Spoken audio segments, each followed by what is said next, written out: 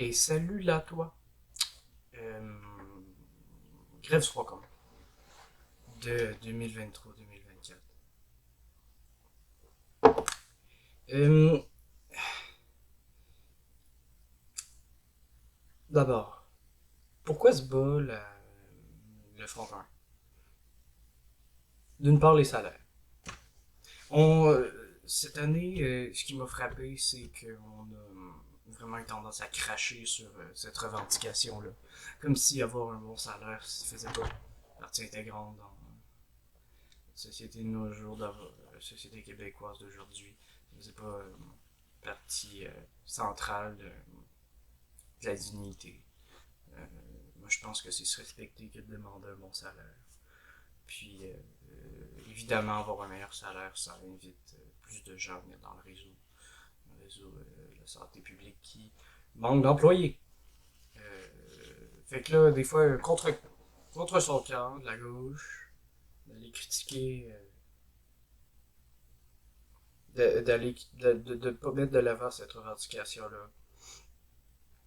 On ridiculise les travailleurs, comme si, les travailleuses, comme si c'était indigne de revendiquer ça. Moi, je trouve que c'est exactement très digne de revendiquer ça pour soi. Euh, Bureaucratisation.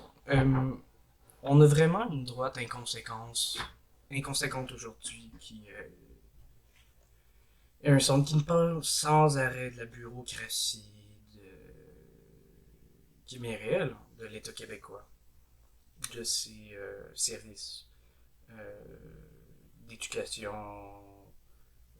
et de santé, notamment, centralement. Euh, on a la lourdeur administrative, de la grosseur de l'État. Selon Éric Duhem, l'État québécois serait trop gros. Oh là là. Faut le savoir. L'État québécois est trop gros. Et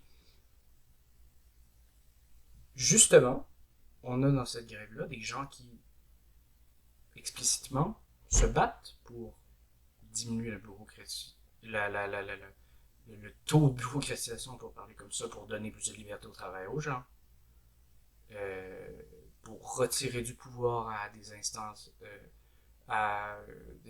intermédiaires non élues, euh, entre l'État et leurs travailleurs. Donc, on a ça, et bizarrement, c'est drôle, la droite ne nous en parle pas. Et bizarrement, la gauche en parle. Non, on se souvient que la proposition de la droite au Québec, c'était du PCQ, donc euh, on va parler du PCQ, mais on va se le dire, François Legault, le gouvernement de François Legault de la CAQ frise assez clairement avec la droite aujourd'hui. Mais disons, prenons le cas du PCQ, Parti conservateur du Québec, qui nous dit, en gros, faut privatiser, qui nous disait aux dernières élections, faut privatiser, euh, parce que c'est trop, il y a trop de bureau, en gros, c'est trop lourd, quoi. Puis quand l'État fait quelque chose, ça chie. Bon, premièrement, là, le, la, le coût moyen des, des frais de santé euh, dans un, un réseau de santé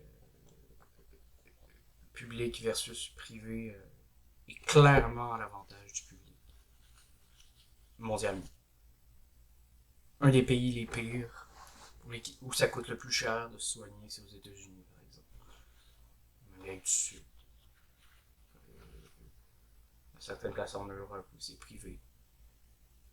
Là, je connais évidemment les PCQ mentaux qui vont me dire non, mais il y a aussi le cas des pays de certains pays nordiques et européens où ils se basent là-dessus, là, c'est un peu leur modèle.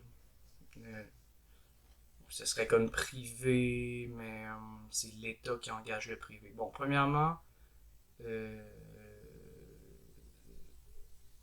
euh, certes, ça, ça peut fonctionner.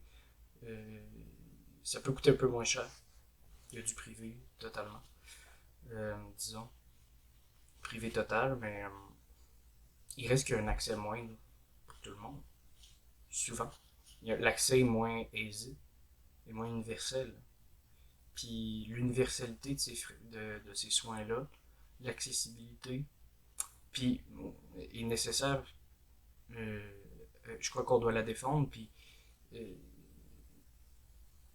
aussi, il y a le problème, c'est pas que ce soit public ou privé.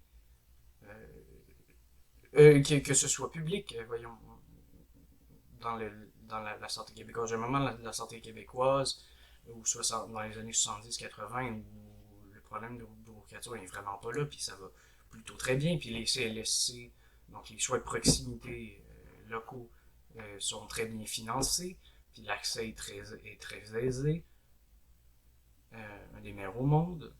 Bon, le problème, c'est l'écoute dans les services. Toute bureaucratisation, comment ça se passe, coupe dans le financement. Pas de démocratie interne. Pas de démocratie représentative interne. On nomme des gens parce que soit il y a pas d'argent, on n'a pas d'argent pour faire de la démocratie ou on s'en calisse. On n'a pas de temps donné à la démocratie. Donc, des gens sont nommés pour faire des tâches. Ils restent à ces postes-là longtemps et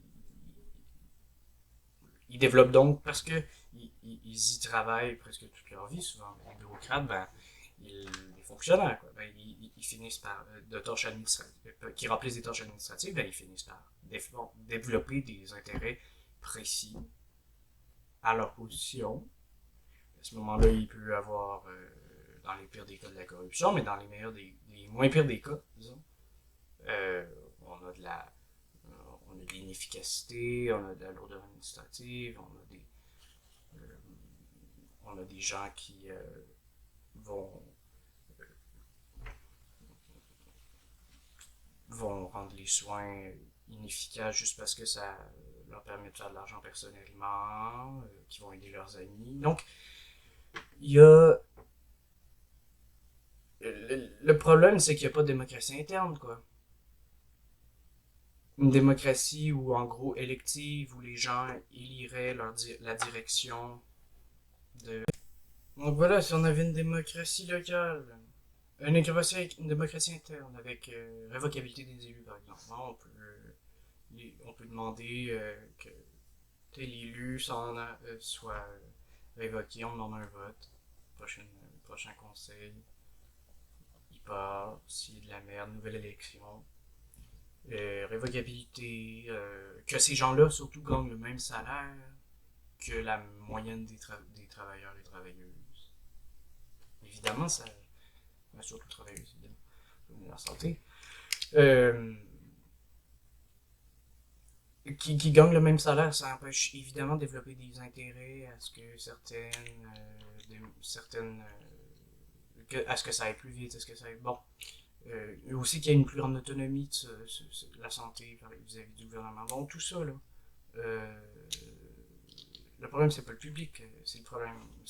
Le problème, c'est que les gens qui travaillent, les gens qui connaissent mieux ce qui se passe, euh, ce que ça implique, c'est de la production de ce service-là, de ces services-là, on ne demande pas leur avis au quotidien. Sur comment on arrange ces services-là. C'est des gens complètement déconnectés de ce qui se passe sur le milieu de travail, qui font ça de l'extérieur, qui appliquent des choses qui sont pas, qui tentent de faire appliquer des choses qui sont pas applicables, qui gèrent les travailleurs de groupe. C'est exactement ce que François Legault veut faire avec sa réforme. C'est exactement ce que la CAQ veut faire. En, euh, en, en la réforme de la santé, là, ce que ça veut faire, c'est obliger les travailleurs à aller travailler un peu où ce qu'ils veulent. Permettre voyons, obliger les travailleurs à travailler à certains endroits quand il y a un besoin, euh, enlever l'ancienneté. Donc à ce moment-là, les gens euh, peuvent perdre un salaire qu'ils avaient développé après tant d'années de travail. Puis évidemment, si on enlève ce salaire-là, les gens ils auront plus avantage à rester par exemple à certains endroits où il y a besoin, par exemple dans les grands centres. il va aller ailleurs, il va manquer de place dans les grands centres, en tout cas. Tellement de conneries. Donc, démocratie interne, grand problème. Salaire. Euh, Puis, ce que nous propose la droite par rapport à ça, c'est de la merde. Je veux dire, la droite, là, d'Éric Duhem, ce qu'il nous propose, c'est pas plus de démocratie interne, c'est juste l'efficacité du privé. Hein, l'efficacité. Oui, évidemment, le privé pousse à... dans une entreprise privée, on veut toujours augmenter l'efficacité. Tout travailleur, toute travailleuse, c'est ça. Le vécu. Tellement de fois. Euh, mais c'est justement ce qui pressurise les gens dans la santé, c'est qu'on applique depuis des années, notamment sous l'impulsion du Parti libéral, l'administration de la santé applique des méthodes du privé, rendre efficace tout ce qui peut être rendu efficace, mais ça pressurise les travailleurs, mais les travailleurs s'en vont en fait. Donc, est-ce que ça va pas être mieux dans le privé? Puis, il faut quand même penser aux travailleurs et aux travailleuses. C'est de la merde, une entreprise privée comparativement au public. Je veux dire, les gens qui sont fonctionnaires le savent. C'est quand même mieux. C'est quand même moins lourd, même dans la santé. Puis, bon. Or ça, le problème au Québec, c'est oui, la manière d'arranger le public, mais c'est surtout l'appel du privé. Je veux dire, le, les agences privées se sont développées tellement dans les dernières années. Euh, Elles offrent des services tellement plus rapidement. Parce que c'est attirant pour les travailleurs, puis parce qu'ils n'ont pas l'odeur administrative autant, parce que c'est aussi gros. Ils n'ont donc pas besoin de démocratie interne. Parce que c'est plus petit, les gens, les employeurs connaissent un peu mieux un milieu qui est plus petit, c'est logique. Bon, mais cet appel-là du privé, je veux dire, il appelle les travailleurs avec raison. Il appelle les clients qui trouvent, avec raison, qui ne trouvent pas de service proche de chez eux, donc dans le public, assez rapidement. Et donc, quand même, après, il y a quand même possibilité de faire quelque chose avec ces agents privés-là. Là. Je dirais, au lieu de devoir payer les frais que ces agences privées-là, des services que ces agences privées-là donnent aux Québécois en payant en plus le profit de ces entreprises-là, mais nationalisons-les. Établissons une démocratie des travailleurs et travailleuses aussi à ces endroits-là. Utilisons-les. Et abolissons la création de nouvelles agences privées. Pourquoi on n'aurait pas? Donnons le pouvoir aux travailleurs sur leur milieu de travail, puis donnons des services de santé bons à tous les travailleurs et travailleuses. Voilà. Mais le plus comique encore, je pense que c'est dans cette grève-là, le Parti conservateur qui s'en calisse, mais genre comme on n'a jamais vu, et qui se révèle bien le droit, là pour le coup. Parce que, quand même, cette mobilisation-là, la gauche la défend, avec Solidaire le fait, c'est libéral, c'est mou, s'en calisse un peu, Parti québécois, un peu moins QS, mais un peu. J'ai bien des critiques pour QS, mais au moins là-dessus, ils ont été bons. Ils ont défendu les travailleurs, travailleuses, leurs revendications, avec les petits détails que j'ai donnés tantôt sur peut-être trop de critiques du salaire, mais bon. Mais là, la droite s'en fout de cette mobilisation-là, mais genre comme dans l'an 40. Je veux dire, c'est ils demandent en gros, ils font les mêmes critiques qu'eux, les travailleurs et travailleuses de la santé qui se mobilisent en ce moment font les mêmes critiques que la droite d'une certaine manière. La critique de la bureaucratisation, veut donner plus de liberté aux travailleurs, aux travailleuses. Ils critiquent des salaires bas, ils critiquent, bon, tout ça. La droite s'en fout, défend pas ça. Et pourtant, cette mobilisation-là, elle ne touche pas seulement la partie des travailleurs-travailleuses qui travaillent dans la santé. Et les travailleurs l'ont compris, en majorité, ils supportent ce mouvement-là. Pourquoi? Parce que quand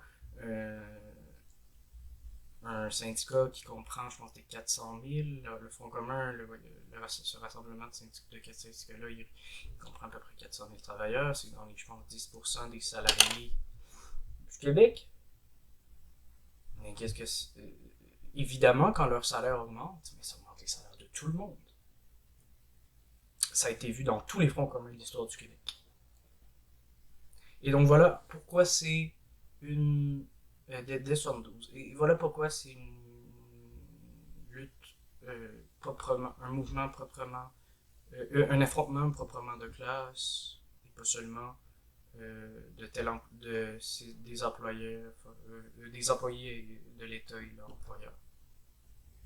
Ça concerne tous les travailleurs. Et c'est une manière collective d'aller chercher les avantages individuels pour les travailleurs et travailleuses. Et la droite s'en fout. La droite nous parle d'à peu près de tout sauf ça.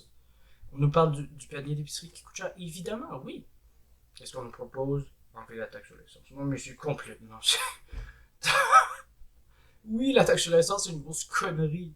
Genre, oui, c'est ridicule, c'est pas progressif, tout le monde paye la même affaire. En fait, plutôt, les pauvres payent plus par rapport à leur capacité à payer. Ça change absolument rien à la production de pétrole, mais genre, ça va rien changer. Genre, dans l'état monopolistique où sont les, disons, oligopolistique. Là. On a quelques grandes compagnies dans les services d'épicerie. Je veux dire, dans cet état-là, il n'y a pas... c'est pas une baisse sur les taxes. Ça ne va rien changer. Ils vont juste augmenter leur part de profit là-dedans. Ils vont juste augmenter les prix. Ils vont garder les prix pareils. Ils s'en foutent. Ou ils vont augmenter les prix à hauteur des taxes. Puis ça va prendre quelques... Même s'ils augmentent pas tout de suite, ça va prendre quelques temps, ça va réaugmenter à la hauteur d'avant. Donc, c'est vraiment des réponses de merde. C'est vraiment des mesures de merde, genre pour changer momentanément puis la situation, voire peut-être même pas la changer. C'est des réponses très court terme, puis qui ont aucune durabilité. Ouais. Puis c'est dommage parce que du coup la droite va mieux répondre aux intérêts des travailleurs en pensée. Elle va avoir des pensées pour les travailleurs. Elle va nous dire, non mais là, ça étouffe les familles. Oui, ça étouffe les familles. Oui, les gens s'endettent, c'est incroyable, c'est dégueulasse. La classe moyenne se paupérise. Mais franchement, aucune solution pour, à long terme, redonner du pouvoir à la classe des travailleurs. Et à sa partie moyenne. Ah non, absolument plus. Ils défendent même pas le mouvement historique dans l'histoire du Québec. C'est une première depuis 20 ans, ou même un petit peu plus, si je me souviens 20-25 ans. Un front commun. Historiquement, c'est là que les travailleurs ont augmenté plus leur salaire. Le salaire, ça devrait être je veux dire, c'est le premier cheval de bataille. C'est le premier lieu de combat pour les travailleurs. Ils défendent pas ça. Ils défendent des petites mesures de baisse de taxes. Ils nous parlent de tout sauf de ça. On nous fait des petites guéguerres sur les épiceries avec le PQ. Pendant ce temps-là, les travailleurs vont chercher le mieux pour la grève des travailleurs en entier. Puis c'est malheureux parce que la gauche là, fait de la lèvre. De ne pas pointer sans arrêt les mesures de merde de la droite. Pas pointer ce que je viens de pointer. Savoir que les travailleurs se défendent. Ils l'ont fait un peu, mais parler de bureaucratisation précisément, c'est nécessaire. Et parler de salaire, c'est nécessaire aussi, je crois. Et de leur importance. Donc, on a vraiment une droite qui se parle d'une... Genre, évidemment, c'est de la merde, leur affaire de véhicules par exemple, on parle de véhicules électriques, oui, c'est de la merde, mais c'est pas. Lors le moment, il y a un mouvement social, il y a un employeur super réticent à donner le strict minimum aux travailleurs, puis on a vraiment un parti qui s'en calisse, quoi. C'est n'importe quoi. Donc, je vous invite à peut-être euh, suivre ce contenu-là, à vous mobiliser. Peut-être là, il reste pas trop de temps parce que là, on a peut-être une entente de principe. Mais si jamais l'entente est de la merde, à inviter les gens que vous connaissez à, à voter contre dans leurs assemblées générales de syndicats. Donc, je vous souhaite un bon repos des fêtes. Puis, vos travailleurs. Toujours, toujours. Salut! Salut!